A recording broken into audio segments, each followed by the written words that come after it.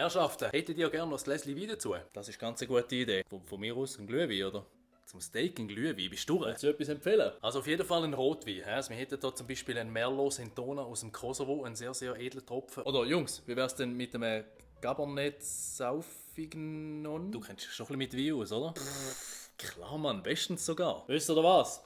Bringen Sie unsere Flasche Chateau Petrus. Exzellente Wahlherrschaften. Kommt sofort. Heute lassen wir es uns gut gehen. Et voilà, unseren besten Tropfen. Wem darf ich zuerst einschenken? Machen dir nur, Jungs. Ich lasse euch den Vortritt. Nein. Du hast die Ehre. Monsieur, zum Wohl. Oh Mann.